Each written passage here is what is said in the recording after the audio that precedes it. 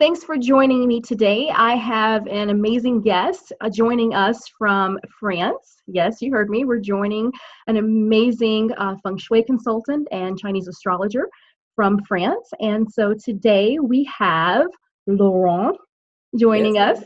Very good. Me and my French, right? And my Southern French, Southern United States French, joining us today to talk with us about Chinese astrology. And of course, because we are here at the Chinese New Year, I get a lot of questions about Chinese astrology and what do the various animals mean and all that kind of stuff. And so since I'm not very knowledgeable, I went to one of the best in the world. And so today he's going to join us and explain this as simple as you can possibly explain it for those of us that don't understand. So thank you so much for joining us today. Thank you, Aileen. Thank you for giving me such an opportunity. Absolutely. So let's get started. We got a lot of questions.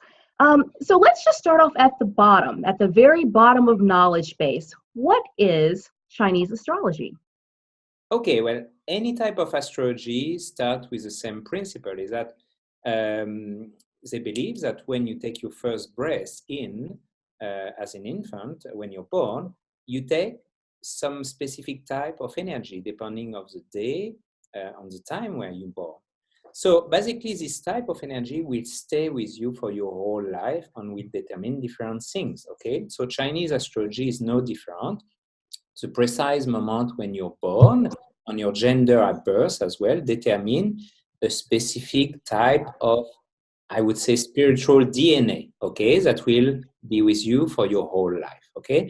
But Chinese astrology has many specificities that you don't find in other form of astrology, and we'll get through it. But basically, it uses a system to code the time that is based on the 5 elements, okay? So if people follow your channel, they're probably aware of the 5 elements, the yin and the yang, all notion we use in Chinese medicine, Feng Shui, and so on. Same thing in Chinese astrology. So basically, the chart of a person will be defined through the 5 elements on different layer, on different mix of the 5 elements. And it will explain things about their personality, their outlook, how they react to things, and so on. And depending of these 5 elements combine harmoniously or clash with each other, we have an easy or difficult chart, basically. So that's for the definition of Chinese astrology, a first definition, but I think we're going to get through the animal quite soon.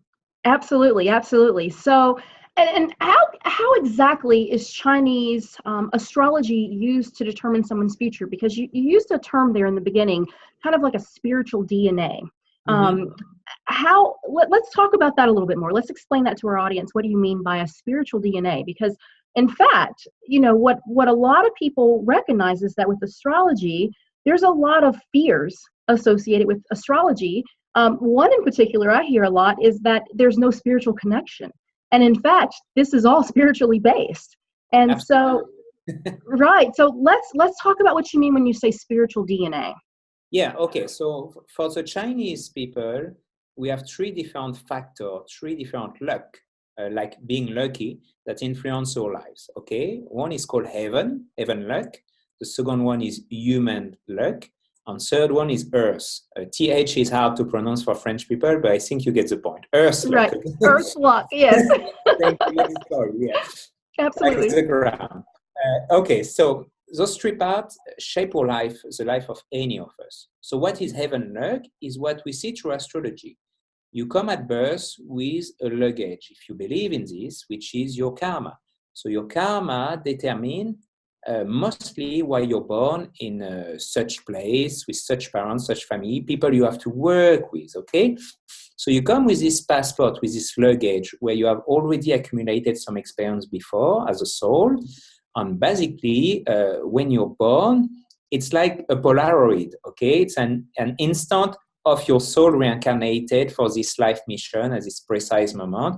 It gives us a map, a blueprint for your life that will explain why some periods are easier than some other, and so on. So the other layers that interact with this are human luck, your free will, because it's one thing to have a good chart or a challenging chart, but you can change your whole life through your own decision. So could have a brilliant chart that could make, for example, a lot of money, but if you decide to sit in your bedroom and do nothing of your day, you don't fulfill the potential of your chart, okay? Right. Or Right. different people born with exactly the same time and day of birth, some will fulfill their potential, some won't. And you have another layer, which is the place where you live. So there is a karma, an energy for every country, every city that Wow. resonates with your chart or not. And also when you do the feng shui of your place, you changing in your destiny. Okay, so this is the earth part. So all those three parts interact together constantly. But coming back to your ideas, how can we tell about a spiritual DNA, outlook, and so on? Basically, all of us are designed through some energy, okay? Before being flesh and bones, we are energy. We are energy incarnated, okay? So the 5 elements is one theory to explain the different type of energy. But if you go into Western culture, you will have 4 elements, okay? But it's different way to say there are different type of energy. So when I do a chart in Chinese astrology, I would say which of the 5 elements are in your year, month, day, and time of birth. We've done your chart before, Ivy, so you know Yes. what I'm talking about. It's very complicated.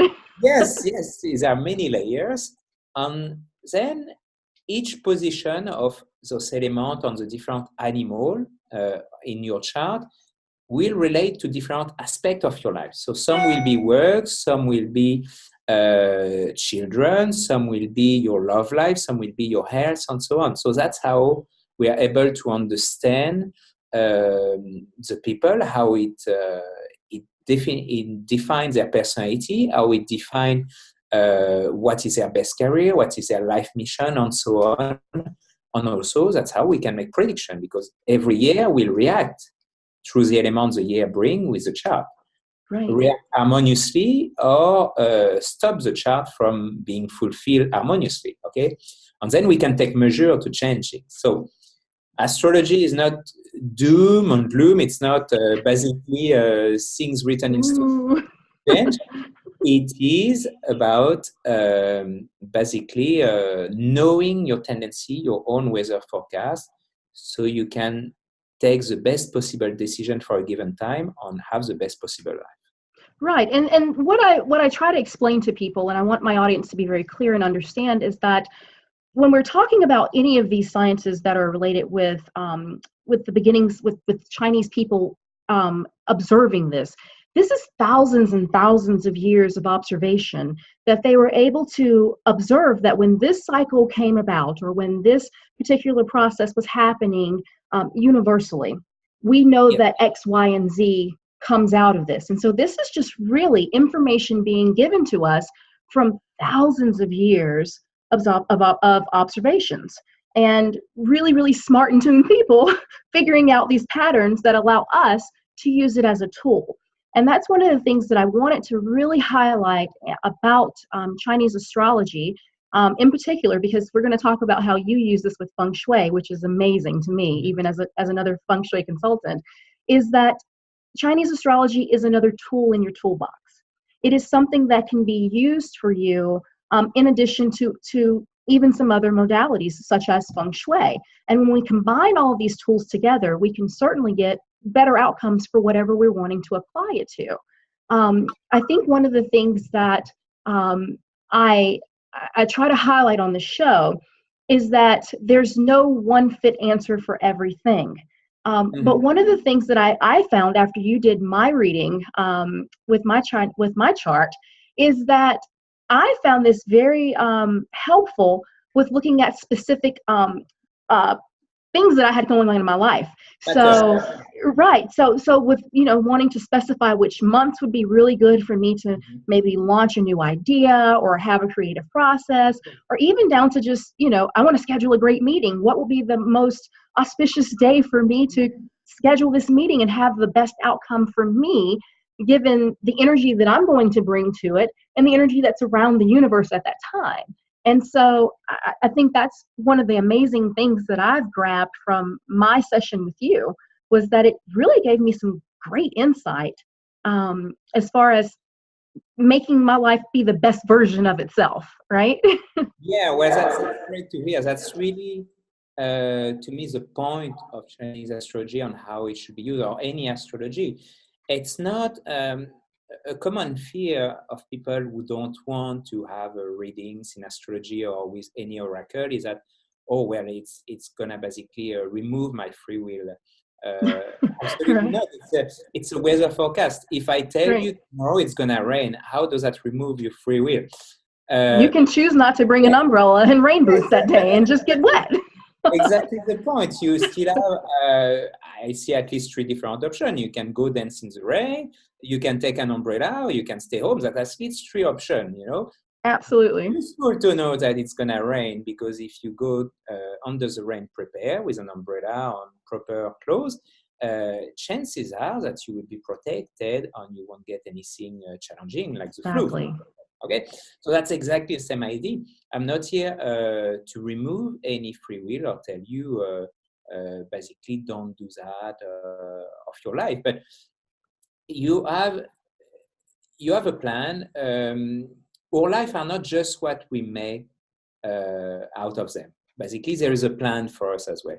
We can decide consciously to follow this plan, and if you do, your life is easier, basically. So if you Right. know your chart, if you know your astrology, if you know what is more or less planned for you, for your soul to evolve in this lifetime, and you follow it, it's going to be easier. If you, however, decide to do without, to discover it by yourself, by trial and mistake, or basically to know the plan but not to follow it, best of luck to you. Right, right. It's kind of like walking through a room with no lights on. You may or may not stump your toe. It's Just possible. Millions of people do it. But usually people who come to astrology late and discover the wealth of information they get through their chart are like, damn it, you know, if I would have knew that 10 years ago. right. Yeah. Why didn't I know this? Absolutely. Yeah. Okay, so one of the things that I think here in America that we are familiar with Chinese astrology and don't even realize it's Chinese astrology are the animal signs. You Mhm. can go to most of your Chinese restaurants here, your American Chinese restaurants here, and they'll have a little placemat or a menu or a card on the table that'll tell you what is your animal sign, and they'll list all of the years. So if you're born in 1975, 19 whatever, you'll see, oh, I'm this animal. And we have a lot of fun reading about our personalities. Yeah. But there's a lot of science that actually goes into this. How were these animal signs created or developed? How did this concept of relating a human to an animal sign, how did all of that work? How did that start? Okay, so that's interesting for two reasons. The first one is a misconception about animal sign, and the second one is the specificity of animal sign in Chinese astrology. So let's go through the first one. When you speak of Chinese astrology to most people, they say, "Oh yes, I'm a dragon, I'm a monkey," and I'm like, right away, I'm like, "No, you're not." Right. Basically, what I they're was one of telling those people. I was one of those people. I'd go tell everyone, I'm a monkey. Well, after I worked with you, I now feel pretty stupid saying, I'm a monkey. no. I mean, you are somehow, but it's the same level of information as saying I'm a Caucasian man in that age range, you know, and I'm a male. That's about it. Because it's 1/4 of your chart. It's your year of birth. You have 4 pillars in your chart. Okay, so you have your year, month, day, and time of birth. Each of them has an animal in the pillar. Okay, it has a different type of energy.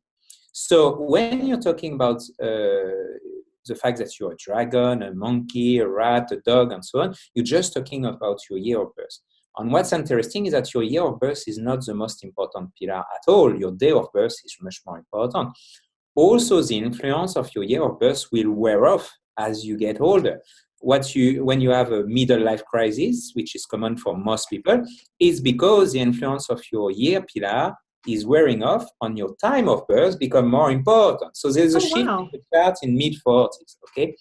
So the animal of the year represents something, usually a connection you have with your grandparents, your ancestor, your childhood, but it's not the whole picture. So you have 4 animals everybody has 4 animals. They can be the same, it's rare, but they can be the same, but they can be all different. They can clash with each other and so on. So they will define different type of personality, abilities, look, and so on. But even beyond the animal, we actually define the chart through the 5 elements. So your chart, for example, is a yang metal chart, and then you have 4 animals in the pillar, okay? So there are different layers, there are elements on animals, not just the animals. And now, where does this animal come from? So that's very specific to Chinese astrology. Often people make a correlation. Oh yes, there's a Chinese zodiac, there's a Western zodiac. We have 12 animals. They have 12 animals, so it's the same thing. Not exactly, because all Western astrology is determined by the movement of constellation. Okay, so basically, supposedly, when it was created, when you were seeing the constellation at this time of the year, that was defining the animal, the sign. Okay, and then it shifted over millennia. For Chinese astrology, it's not the same. All the animals are defined on one planet only, which is Jupiter. Okay, Jupiter for Chinese is actually a god. For them, it's called the Grand Duke Jupiter. And in Feng Shui, we have to respect this energy every year. Where Jupiter is located on the map of your house, you should not disturb this energy every year. Okay, but the orbit of Jupiter takes almost 12 years. Okay, so I think you can see where it's going. Okay, right. If you're on the same location on Earth, every year you look at the sky and you see Jupiter at a different location in the sky. And then 12 years later, it will be back to the first one. So 12 location of Jupiter send 12 different influence on Earth. Okay, and define 12 different signs. All right, so the 12 signs are defined through the full orbit of Jupiter. Now, how do we go to 12 signs to having 12 months, 12 days, 12 hours? This is just correlative thinking. So it's not the actual movement of Jupiter anymore, but by observation of nature, there is this idea that, as above, so below, and from macro to how do you say macro and micro? Yeah. Micro to micro, yeah. Because it sounds the same to a French, but from the bigger to the smaller. So then they realized through observation, okay, we have 12 animals, 12 years, but it also works with 12 months. And then it works with 12 different type of day. And actually, we have 12 different by hours per day. So we have 24 hours in Chinese astrology, but the group of hours are per 2 hours because there's 12 animals, okay? Gotcha.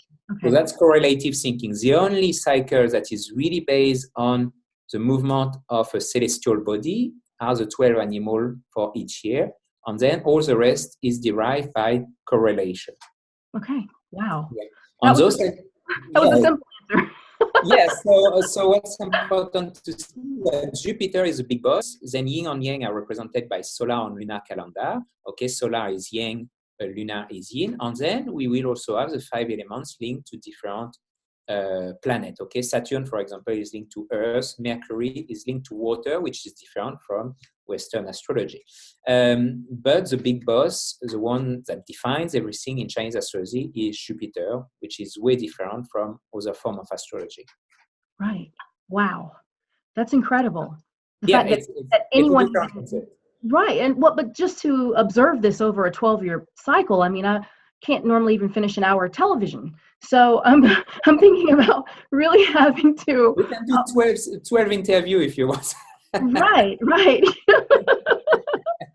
So what can these animal signs tell us about ourselves that actually help us to navigate this carnation in life? Okay, well, so basically the animals are a more complex layer of energy. They are a mix of different energy of the 5 elements. So you have the 5 elements on top of your chart. There are different lines in your chart. The surface is the 5 elements in their pure form. But in the animals, they are mixed, okay? In each animal, you can have different elements mixed together. And then each animal will like or dislike other animals. For example, the monkey, the rat, and the dragon combine together harmoniously. So let's imagine that you have a rat in your day of birth. your day of birth also represents how you do your relationship.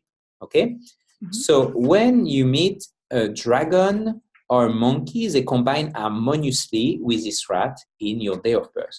It means it's a higher chance to meet a new partner. But after, we have to see if the element that is formed through this combination, which in this case is water, is good for your chart or not. So it's one thing to have the combination mean higher chance, an opportunity somehow.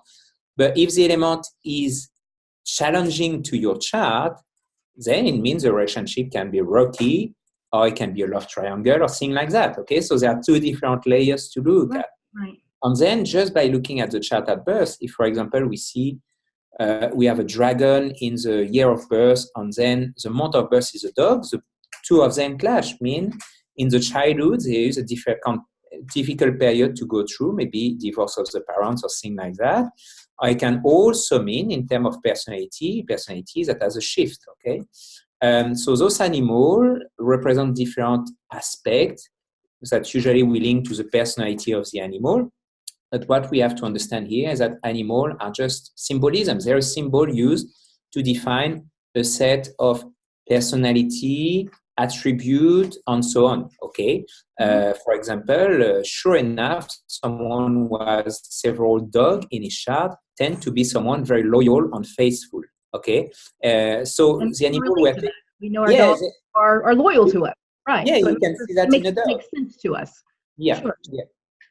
So the animals were chosen really by symbolism and correlation. Right. And that's how we can define and analyze the personality of a person. Yeah. Got you. And so it helps to simplify it for those of us who, like myself, I just want to kind of understand how it's going to help me. Because this is very complicated. I mean, this was when you did my chart reading, I was amazed. And I'm a Feng Shui consultant, so I understand the concept of the elements and yin and yang. But this brings in a whole different layer to existence, really, and being able to truly reach the potential of that which you have the opportunity to do. Again, this is an amazing tool to be able to use in your toolbox to help identify opportunities that will make it easier for you to slide into. And I think that I love the fact that you highlighted, yeah, if I lay in bed and eat bonbons every day and just sit around and drink, coffee and never get out of bed, no matter what my chart says, I'm never going to fulfill that destiny. But what I know is that by having this energy around me, is kind of how I think about it. I have this energy, this momentum that's there that will make my transition it's a nice little glide. I think of it as getting into the flow of the energy to make it easy. If I can figure out where that current is, why not just ride the current and use this as a tool to learn where my current is to make my path easier in life. Exactly. This is about not swimming against the current. It's right. going with the flow. And the flow is not always easy. There's another concept called the luck pillar, where your luck change every 5 years. And then you have to adapt to the change. But every luck pillar tell you to learn something or to adapt your behavior. So once you know what's coming, and once you know the change coming, it's much easier basically to go with the flow. So basically, if you have an acute knowledge of your chart on how you have to adapt for each period, each 5 years on each year, and you can even go for each month, each day, for the nerdy astrologer like us, right. You basically, I won't say you don't have any surprise in life, but you know what to expect. And when you know what to expect, you are better prepared. Easier, and you're prepared. Yeah. Absolutely. Yes. So for people, for example, who are their own, who are entrepreneur, who are self-employed, freelancing and so on, it's very important to know yearly and month by month the influences. You know exactly when you have to do your advertising, when you have to push your marketing to do promotion, when you have to avoid signing new contract and so on. It's basically an level of information that is invaluable once you know it. Yeah. Absolutely.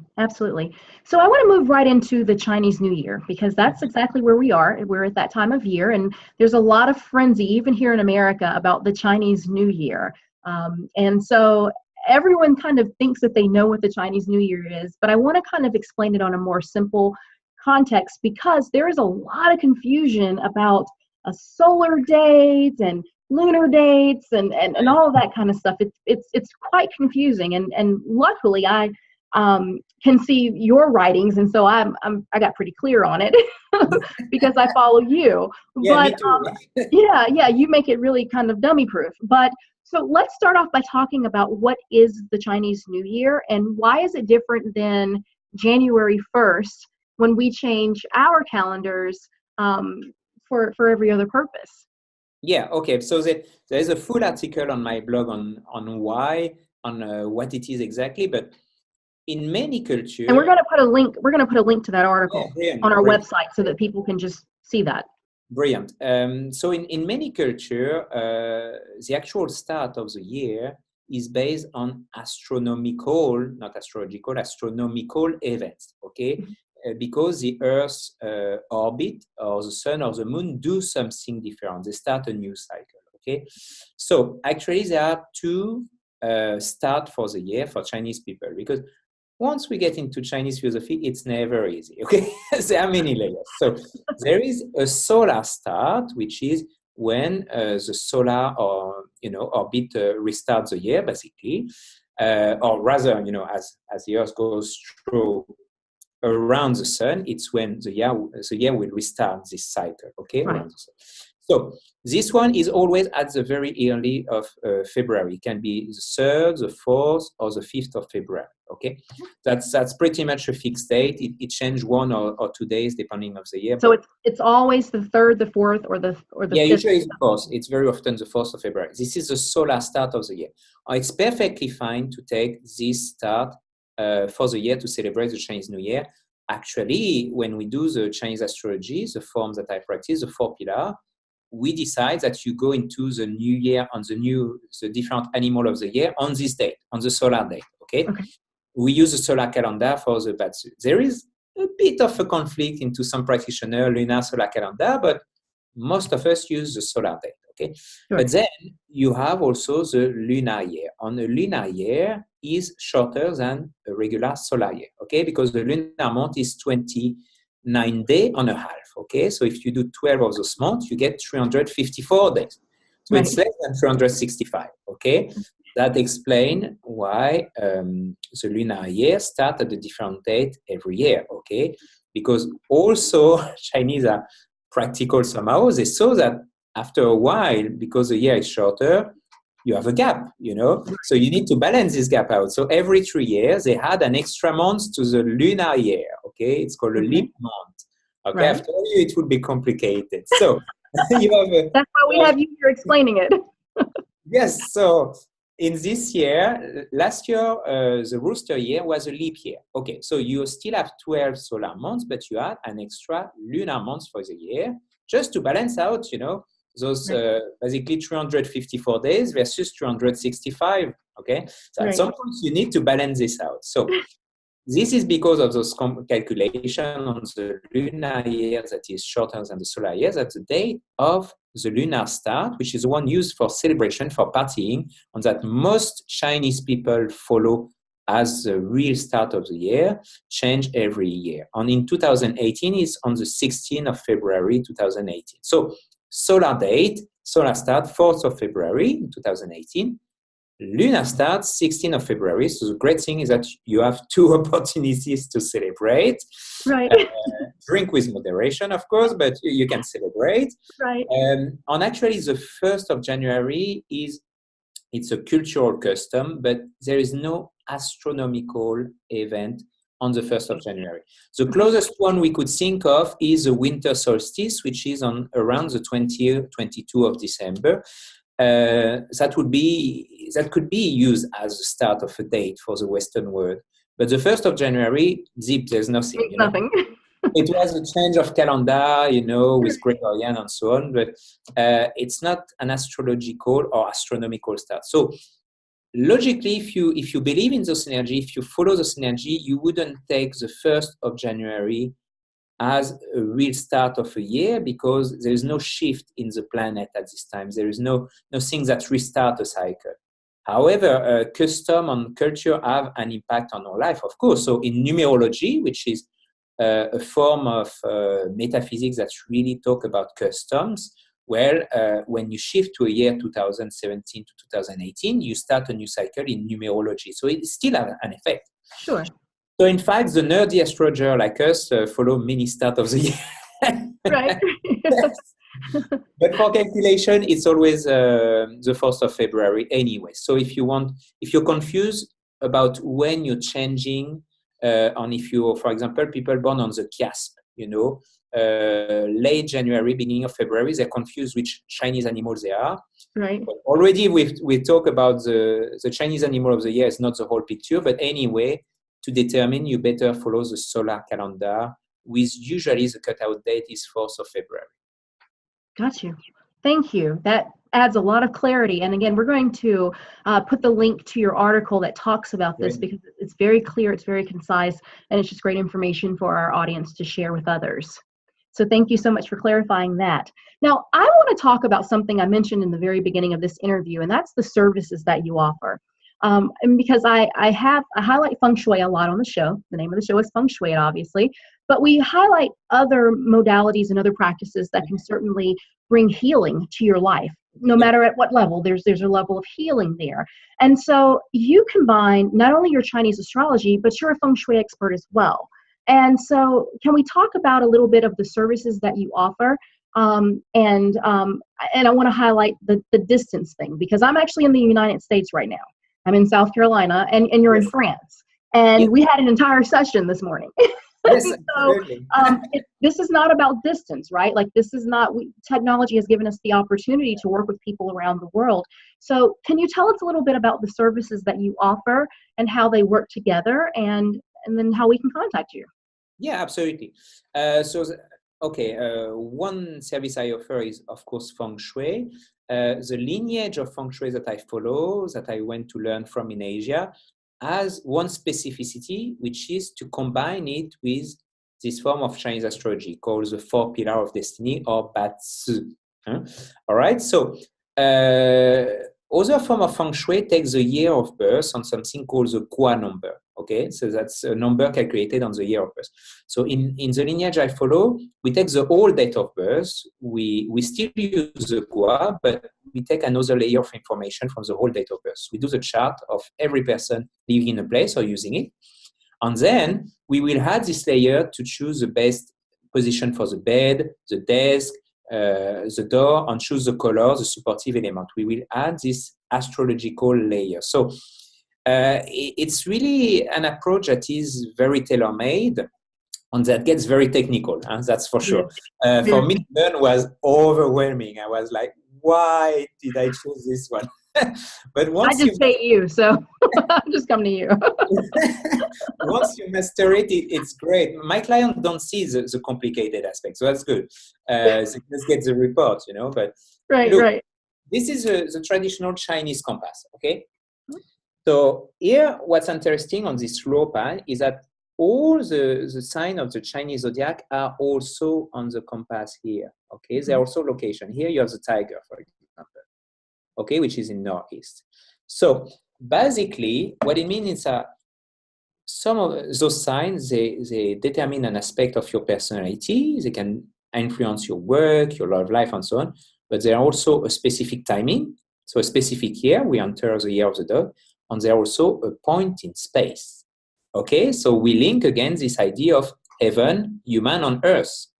All right, so it makes a lot of sense to use this astrological information because it's also on the plan of your house. So when I have the facing direction of your house, I will put all the 24 sub-direction with the animal, where they are, the 12 animal, and then I will say, okay, suddenly you sleep on a location which is clashing with your day of birth, with the animal of your day of birth. That's the reason why you're not faring very well in relationship. Okay, so that's a very interesting layer of information. So I practice this Feng Shui, that is combined Feng Shui with the Batsu. I do also life reading, okay, if you want to find your life mission, I call it, you understand your spiritual DNA, your best career, because sometimes people don't go in careers that really suits their chart, for example. If you want to understand why your relationships are difficult and what you can change to suddenly find a good partner, a good relationship, and so on, I do those type of analysis. I do yearly, monthly prediction. We can use other oracle, like Western oracle as well, like tarot. That's something I do as well. And I also give you advice if you need a specific date to open a business. Okay, so that will be based on your astrology and also on the door of your business, where it's located on the house plan or the business plan. Also specific date to get married. And I don't get enough clients who ask for this. And that's frustrating for me. I'm successful, but I get very little clients who think about asking a date for their marriage, and this is very important if you believe in astrology, because suddenly you get the blessing from the other realm, okay, from heaven. If you choose a date that combine harmoniously with the two person, well, suddenly they are in the flow for their relationship. And we have such an amount of divorce now that, of course, you can look at many other logical explanation, but as an astrologer, I believe that if we respect the calendar on the right timing for us, it really helps as well. So by all means, if you intend to get married, contact me. Right. And I can do compatibility study of your two personality to explain how your relationship works, and also we can determine the right date for your marriage. Absolutely. Engagement and so on. And last thing I do as well is I can advise you on your visual identity, logo, and so on through the logic of the 5 elements. Wonderful. Yeah. Oh, sorry. And I have a membership. Right. You have a monthly membership where you can actually get this information straight directly from you. Well, it's based on Feng Shui Luck Boost. So it's using another oracle. I don't want to complicate things for people who don't know about this. It's called Shimen Dunjia. Okay. Say that 3 times fast. It's an oracle that determines where is the right chi, the good energy, every month, every hour, every day. So I choose 4 dates per month. And people just have to put a fan or water feature in a specific room, specific direction of their home on the right day, the right times that I give in the membership. So I give 4 of them every month. And when they do this luck boost for 2 hours, then they generate more opportunity in their life. So if you cannot afford yet to have Feng Shui consultation or to do big change your house, this is a very practical and easy way to boost your luck. And eventually, by raising your luck week after week, month after month, you get more opportunity generated in your life. Yeah. Right. And we, in an earlier show, we talked about this concept of luck. So you can definitely check on our YouTube channel looking for our discussion about luck, because of course in the Eastern world, their concept of luck is very different than our concept of luck. Like when I walk down the street and I find a quarter on the ground, I go, wow, that was lucky. But in fact, the concept of luck is very different in the Asian culture. And so I certainly encourage everyone to take an opportunity to learn and understand more about this concept of luck than it being just simply, oh, it was lucky I didn't stump my toe. Yeah, absolutely. Right. Absolutely. Yeah, I mean, they use this concept to define your fate, your destiny with the 3 luck, heaven, human, and earth. So for them, luck is not just something random. I'm lucky this week. It's like you have 3 different layers of influence. It's cultivated. It's something that's cultivated. Absolutely. Throughout your calculated and cultivated. Yeah. Absolutely. Wonderful. Well, thank you so much for joining us today. You have given us a lot of amazing information. You've made it as simple as possible. We're going to have all of your contact information on our website and on our description under our YouTube channel, and so that people can have all sorts of ways of contacting you. You're very accessible. Like I said, you're in Europe right now. I'm in the United States, and we work together. And so I think that's wonderful that you allow that. So that I don't have to fly to Paris to see you, although that would be a good excuse. I have to fix my life. I have to run to Europe today. But but I've seen that it tends to limit my choice of client if I do that. Right, absolutely. But we're going to put all your contact information here on our website so that they can contact you. And again, thank you so much for spending your evening with me here in my morning. And make sure you guys make sure you hit that subscribe button. Thanks a lot. Bye-bye. Yes, thanks again for this opportunity. Bye-bye.